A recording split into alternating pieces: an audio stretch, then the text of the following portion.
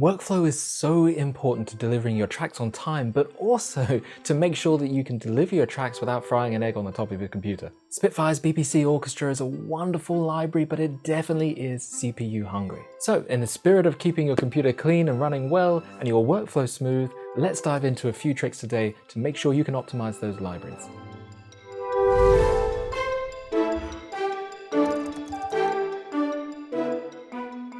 Hey, my name is Steve, composer, engineer, and lecturer. Welcome to the channel. The BBC Orchestra, sampled by Spitfire Audio, it's one of my favorite plugins, and I will definitely be doing a review, I'm sure, at some stage on this channel. Why not subscribe for that? But I've definitely found that it is very CPU intensive. I got the professional version, which is a huge, something like 660 gigs. It might even be more now because it keeps updating. This thing is massive, and your computer needs a lot of grunt to be able to run it. The thing is though, there might be a few things technically that you can touch up and fix to optimize your computer and optimize your workflow to make sure you're getting the most out of your computer as well. There are some great tools inside the plugin to help you, so let's dive in and take a look at those 3 different options today for you. The third will blow your mind, I'm sure.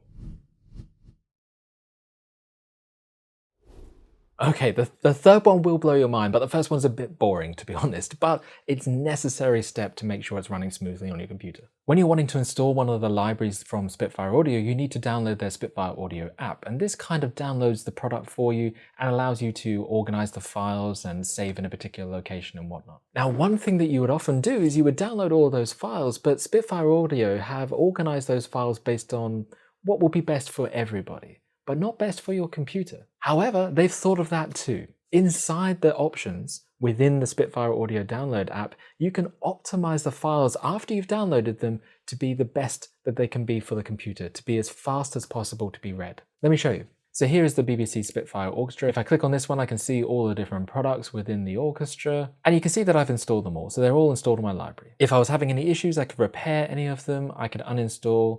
But inside this cog, you've got the option to optimize, and that's what I want to present to you today. Basically, what Optimize does is it renames and reorganizes the metadata of your files to be found easier and faster on your computer. Spitfire Audio's service desk actually has a little bit of information on what exactly this does. And you can see them explain here that it's moving the metadata to the head of the file, which means the content can be found and read much easier and much faster on your disk. Now, when you're dealing with something like the BBC Pro Orchestra, there's thousands of samples, seriously, like so many samples. And every time you load the BBC app, you need to search through all those samples and pull them into the app. So if you can save time for your computer, then that over time is going to be huge. Because you can imagine if you open up a session that you've saved and you've got, 20 of these plugin instances open for all the different instruments, that's a lot of files to find. So if you optimize all of them, you'll be much faster with your loading times. You will need to go through and do every single one. So I just go through and go optimize on each one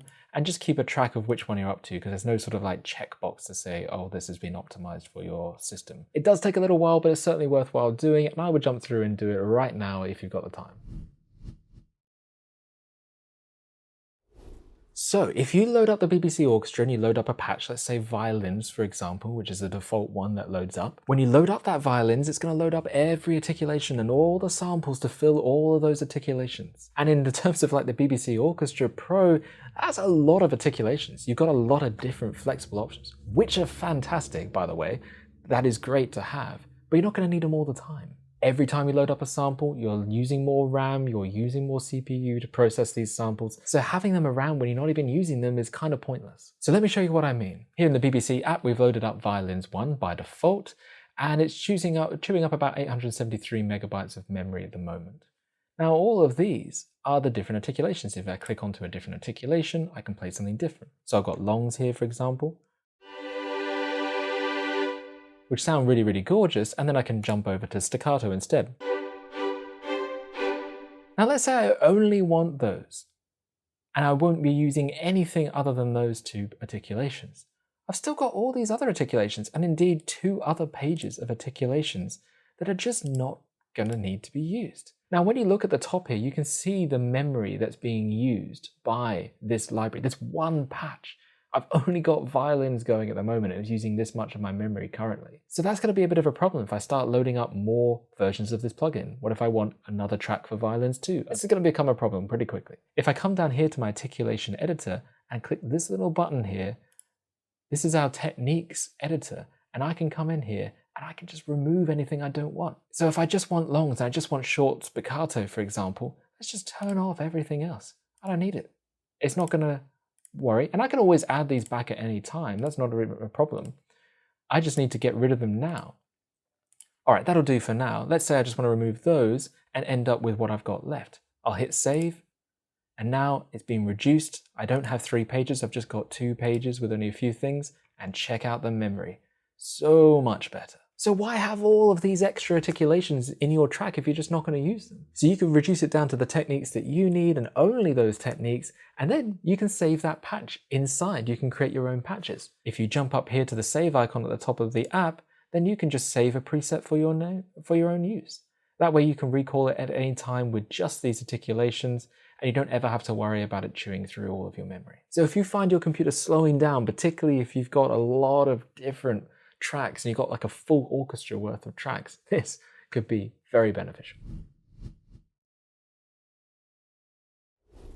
Now, the third thing, when I figured this out, was absolutely fantastic. On this channel, I've spoken about this technique before, and you can use it with BBC Orchestra plugin as well. Let's take a look. Okay, so right now I've got one software track and I have all of the articulations loaded, just a standard preset violins 1. If I want to move between these, currently they're set up for key switching. Key switching is where you use a key that's not used on any particular pitch, something like C0 or C-1 even, that's way down the bottom or way at the top of your keyboard. And you use that to change between articulations. It's something very common, a lot of different software libraries use it, and it's very convenient performance control because you can quickly switch if you have that many keys on the keyboard ready to go. Some people use pad controllers for those extra keys so that they can tap a pad and suddenly they're in staccato and tap it back to legato again. Very convenient, very useful. However, when you're actually programming it into a DAW, key switching I find kind of hard to keep track of. Basically, you have to press a key just before you start that articulation. Let's take a look at this. Let me just quickly record something in legato.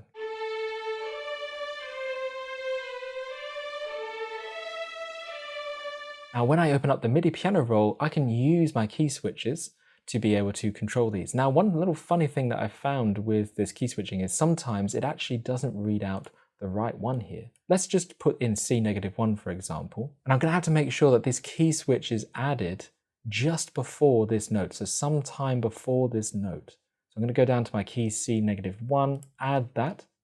You can see it's selected the wrong key. What's going on here? If I instead slide this all the way down to C-2, then it hits legato. So what is happening? Well, there's basically 2 different ways that you can label notes. You can label the notes on the keyboard from C1 to C8 or C0 to C7 based on computers and zero counting. I won't get into the details now, but basically that makes the key switches all out by 1 octave in the BBC app. At least for the way that I've got Logic set up, which is just the default, so I don't know why this hasn't been noticed. But anyway, that's just a little gripe I have with it. Generally speaking, key switches work quite well, but now that I've got that one in there, let's now add the spiccato one. So if I click on spiccato, you can see here it's E-1, which is actually E-2. And let's say I want these notes to be spiccato. So I'm going to click down here and make sure it lands just before those notes that I want to be the spiccato.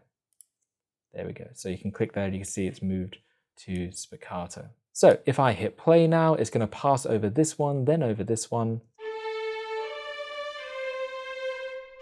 And you can see it's changed there, which is cool. The problem is though, that causes a bit of a headache because now you've got to make sure that you start every section with a key switch. Also, if you take a look at the score, you end up with this weird sort of low notes that happen that are, many ledger lines down that just ruin the whole thing. That's not what I want when I'm looking at my score. Now, one workaround for this is people often load up a separate track for every separate articulation. But this uses up a lot of memory very quickly. We saw when we loaded up Violins 1, if you just load up the same plugin on, 5 different tracks, that could be 5 gigs of your RAM that's just chewed up straight away. Of course, you could use the tip just before and mute the controls that you don't want and leave just one articulation in each one. but then you're still switching app each time. There is a happy medium between the two, and it's using Logic's multi-timbral abilities. Now, as I mentioned, I've discussed what multi-timbral is on this channel before. Check the link above or below for that video if you want to check out what multi-timbral is. But essentially, it's creating multiple tracks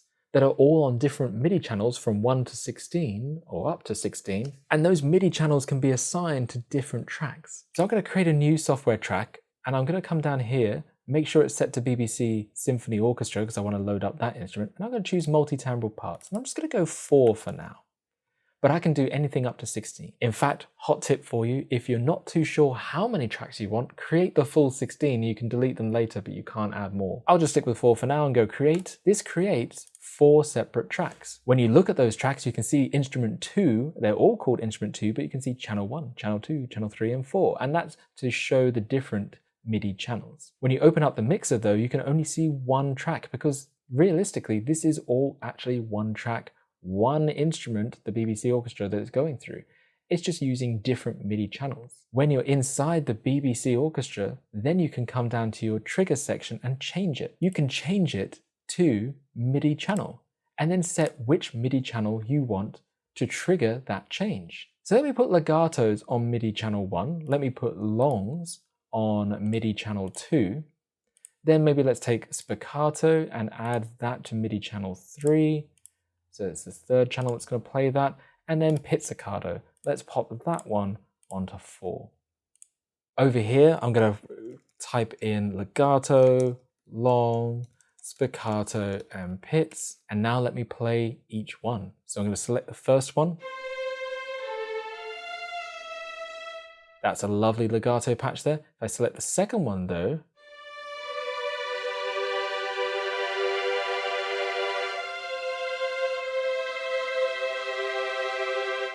that's the long patch, which is allowed to play multiple notes at the same time, whereas the legato patch could only play 1 note at a time and it would blend and slow into the next. Let's click the 3rd channel. Now I've got spiccato. And in the 4th one, of course,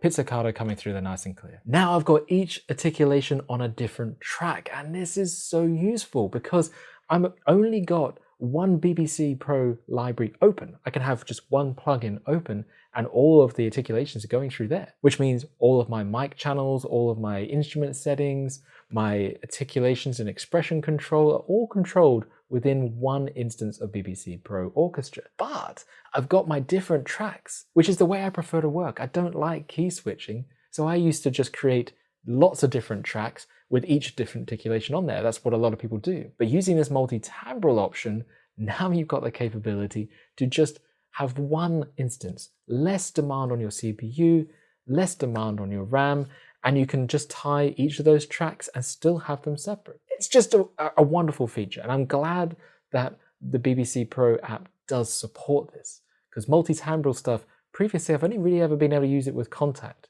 Not a lot of apps do seem to support it so much. But this is fantastic. This is why I really wanted to create this video, because I think it's a really useful tip if you're going to be using this library. Let me show you what I've done as well. So let me just create a new track. I'm just going to leave it as an empty track for now, nothing special. And I'm going to go into my user patches. These are patches that I've saved. A video coming on this technique a little bit later, so do make sure you subscribe. I jump into a folder I created, the BBC Orchestra, and here I've got all of my different instruments that I've set up with this multi-timbral stuff. So let me just pick violins, for example. If I select that one, now I've got a summing track that I created. And inside there, I've got each of the articulations. And they all relate back to a single track with a single BBC Pro Orchestra on there. It's a wonderful setup and a huge space saver and time saver and CPU saver for my workflow, so definitely, without a doubt. My sessions load faster, all my files can be found faster due to those optimizations, and now I can work seamlessly using my tracks as my MIDI changing while never using too much CPU. So if you're a Spitfire Audio BBC owner, then I hope that these tips have come in handy. Let me know if this has helped your workflow or helped your computer. A lot of people in the past have bought the full version and then realized their computer struggles to run it. So I do hope that this actually helps out somehow. If you're interested in more tips, why not subscribe and join into this channel? But otherwise, I will catch you in the next one.